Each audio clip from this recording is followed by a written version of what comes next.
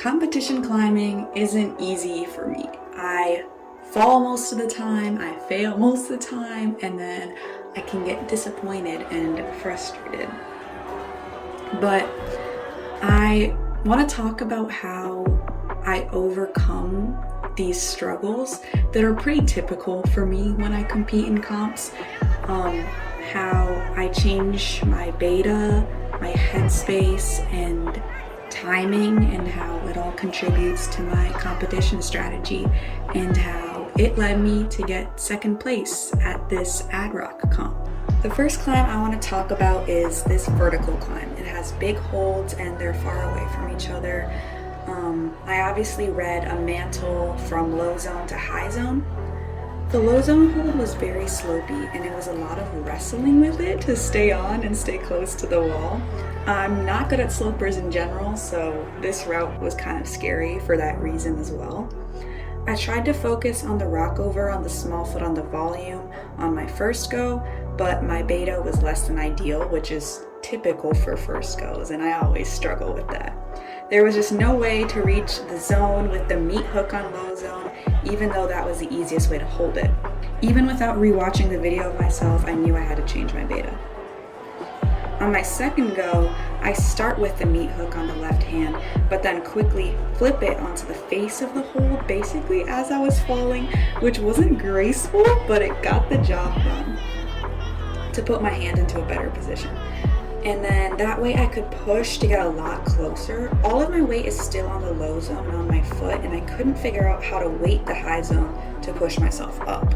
I tried close to the same thing with the same flip, but I couldn't get on to the face as far as I did the first time I tried that. So this was a worse go beta wise, and I think the only reason it looked or even felt like it was closer was because I went for the side that was closer to the wall as opposed to like the center of the zone hold, and I had to go for the center to even push up. But it was sort of like a desperate attempt because at this point I just wanted to be given the point for high zone.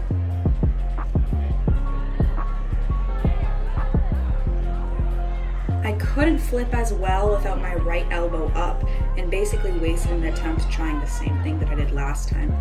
I definitely did not lack determination. I just kept trying this route over and over, and I just did not walk away from it. And I got the high elbow this time, which got me a lot closer. I definitely was like up there struggling and shaking, trying my best, but I was really frustrated because I wanted to be given the point of high zone, and after I fell, like there's like 3 judges and they're all discussing whether or not they would give me the point for high zone, and they ended up not giving me the point. And I was frustrated. I felt like I deserved it. I had tunnel vision, and I was eventually forced onto a different climb, which I did not want to do. Like, I wanted to just solely focus on yellow until I sent it. So I gave 2 half-hearted attempts on blue, and I was told not to go back to yellow. But after I had done blue and like walked away from it, even though I didn't want to, it honestly really helped me clear my head and like get into a better space where I could make better decisions. And I decided I did want to go back to yellow, even though that was against what basically everybody had been saying. And for once, listening to my own body had worked. So I sat there in front of yellow and I watched some other girls try it, and I was just watching beta. And I had put a timer on for 10 minutes to just force myself to rest. I watched this clip a lot, but it's honestly hard for me to spot the difference. Maybe it was because I was more rested with a clearer head, and that allowed me to press off the low zone better. I know I had a lot of the micro beta down, like where to weight the foot, use my right high elbow, flip my left, and lean, but nothing was distinctly different. After hitting the high zone, I debated how to get my foot onto the low zone, and I really took my time.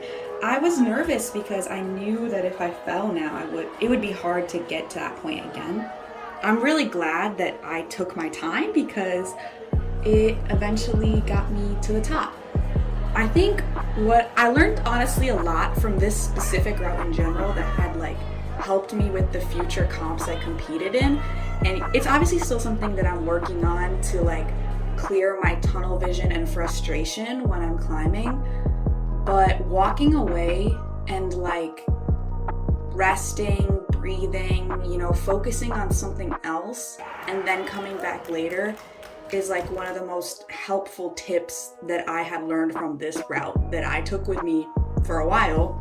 I mean, this only happened like a month ago, but for 1 month. The second one I want to look at is also yellow, and it is a very typical comp route style with this run across the wall. This is not generally my cup of tea. I don't usually do well with these type of routes. The first thing that I tried was a toe hook catch because generally I'm okay at those, but the body positioning was just all wrong, so I scrapped that pretty quickly. The next few tries, I had watched a video of one of my teammates complete it, and I was just analyzing that video of exactly where she had her body and everything, and I was trying to learn from that and copy her. It was not working. I was kind of just trying not to throw myself at the wall after what I had previously learned from the last route, and I was trying to really use my attempts wisely. The time that I did get it, my hips were way higher, and I was not dropping down as quickly. This was like when I had 5 minutes left of the competition as well, so I was like, I need to do this right now, and it needs to happen. Luckily, again, that was kind of the crux, like getting too low zone. After that, like basically everybody had sent it if you were able to stick that run across the wall. Definitely I adjusted some micro beta and really watched my teammates when they did that. Like watching somebody else send something is like so incredibly helpful because it can really put into perspective how you need to climb it. Overall, this was a great comp for me. I think I did really well. I had a lot of fun, and the setting, in my opinion, was great. Yeah, I don't know. I hope you guys enjoyed this video, and I hope that maybe you learned something if you guys compete, or just, in general for projecting. I feel like the same thing sort of applies, but yeah, a little bit different. We'll be back next week with projecting, so yeah, see you guys then.